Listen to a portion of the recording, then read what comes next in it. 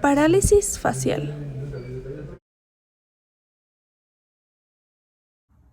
Hoy les voy a hablar de la parálisis facial. Primero vamos a hablar de lo que es el nervio facial. El nervio facial es un nervio mixto que se compone de la sensibilidad, motricidad y autonomía. En la sensibilidad le da una parte a los 2/3 anteriores de la lengua, lo que nos permite saber la degustación de los sabores de la comida. Después tenemos la motricidad y esta se divide en gruesa y fina. La gruesa son alrededor de más de 100.000 fibrillas para lograr estimularla, y la fina son alrededor de 10.000, mayor a 10 fibras que hay que estimularla. Tenemos la parte autónoma del nervio facial, que esta participa en las glándulas lagrimales, la parótida y también parte para la sensibilidad y secreción de la lengua. Ahora, la parálisis facial puede ser completa o parcial, y esto depende y se da más que nada por el movimiento voluntario de la cara, como lo podemos ver de este lado. Y se divide en dos tipos, que es la central y la periférica. La periférica es causada por una obstrucción o un flujo, el flujo del aire no pasa correctamente por el canal de Eustaquio, que como bien sabemos es el canal que conecta la garganta y el oído medio. Justamente en ese canal pasa el nervio facial, y cuando no hay un flujo de aire o hay una obstrucción, el nervio facial pues se comprime y no hace que todas las demás ramas puedan trabajar correctamente. Después tenemos la parálisis central, que esta se puede dar por traumatismos, por un EBC, por un TCE o por una embolia. Eso más que nada ya son para patologías específicas de la parálisis. ¿Cuáles son las causas? Cuando tenemos una parálisis facial y no son una parálisis central, se pueden dar por cambios de temperatura bruscos, es decir, de salir del frío al caliente o del caliente al frío. Puede ser por estrés, por un ataque de pánico o simplemente por un ataque de ansiedad. Y tenemos las idiopáticas. La idiopática se refiere a que no sabemos el origen, pero más que nada se hacen como estudios para analizar como cuál fue la posible causa que existió una parálisis facial. Y la primera es un Helicobacter jejuni y la segunda es el herpes zóster. Muy bien, y vamos a hablar un poco de la clasificación, y la vamos a clasificar en la escala de Sutherland, que es para neuropraxia, neurogmesis y anaxomesis. Y después vamos a hablar de la sintomatología que tiene la parálisis facial. El primero va a ser un aumento de la sensibilidad del oído, es decir, que vamos a tener una hiperacusia. La segunda va a ser una debilidad de leve a parálisis completa de la cara. Y también va a haber dificultad para hacer expresiones de la cara, como sonreír, levantar las cejas, estar triste, entre otras. La siguiente va a ser dificultad para identificar sabores.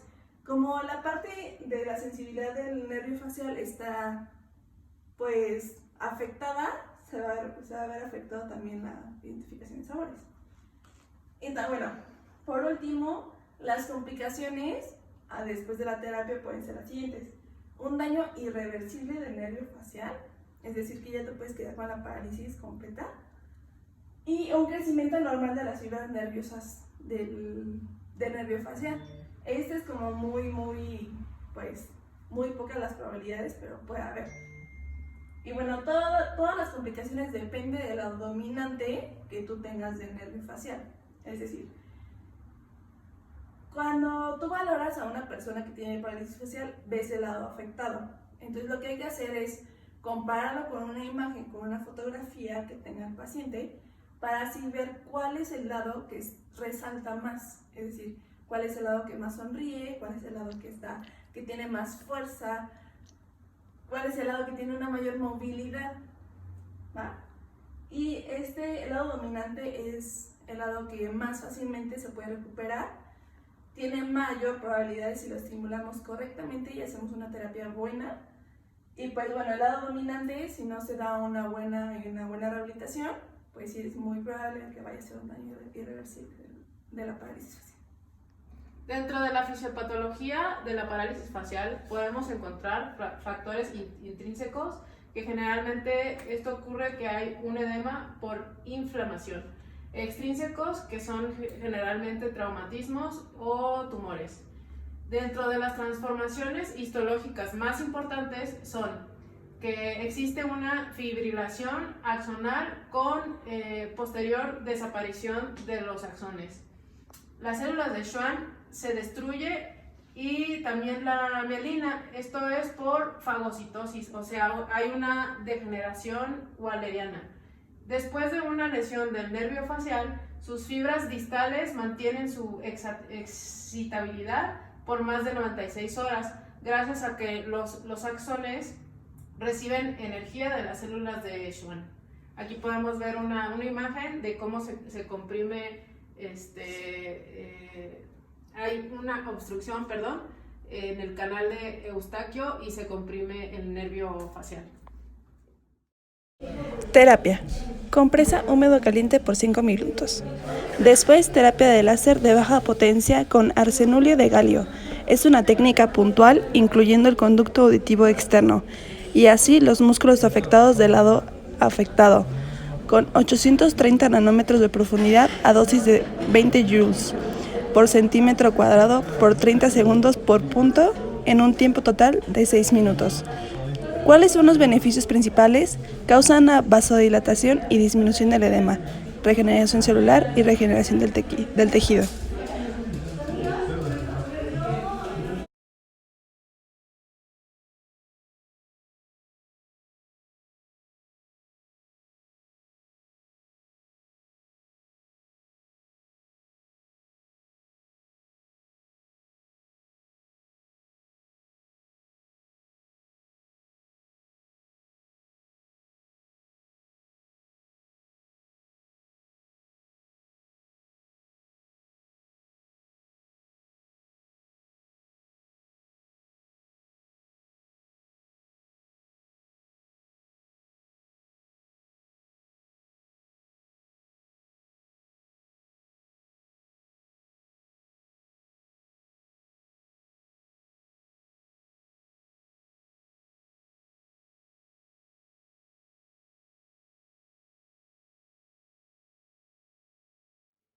Corrientes exponenciales. Estas son utilizadas para los músculos denervados con una aplicación monopolar, utilizando un electrodo activo en los puntos motores de los músculos afectados.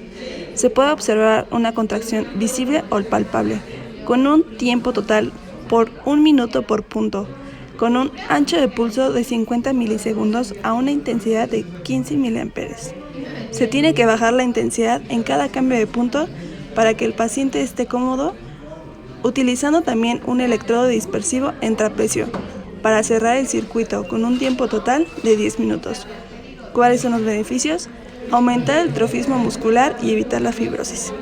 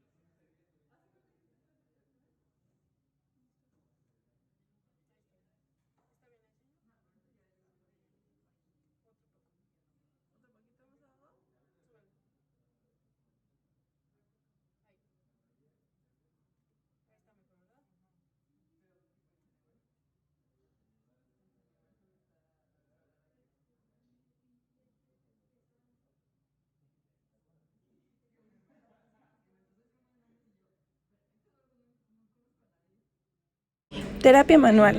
Vamos a hacer un masaje de relajación sobre el lado sano, utilizando una técnica de Deep Tissue. También vamos a hacer un masaje de activación sobre el lado afectado, utilizando una técnica de percuteo y petrissage.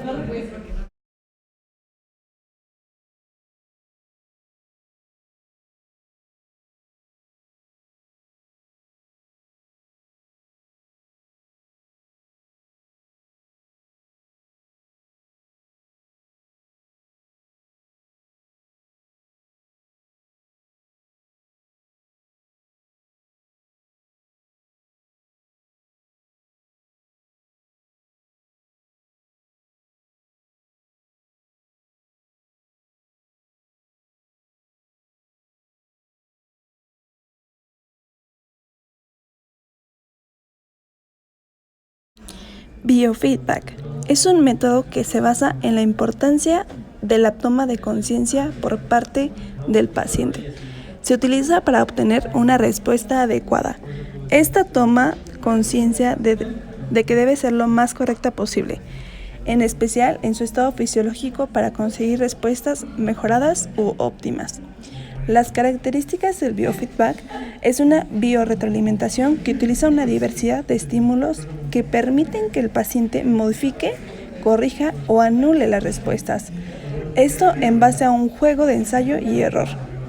Proporciona un medio para controlar el estado de actividad muscular del paciente. ¿Cuáles son las ventajas? Es fisiológicamente exacta respecto al grado de tensión muscular. Proporciona una retroalimentación inmediata sobre los cambios de tensión muscular. Es fisiológicamente exacta respecto al grado de tensión muscular, asimismo que el paciente puede usarla. Los efectos beneficiosos de la estimulación periférica son el resultado de la facilitación de los mecanismos sensitivos, en el lugar de los puntos motores, por lo tanto el masaje y la manipulación masiva.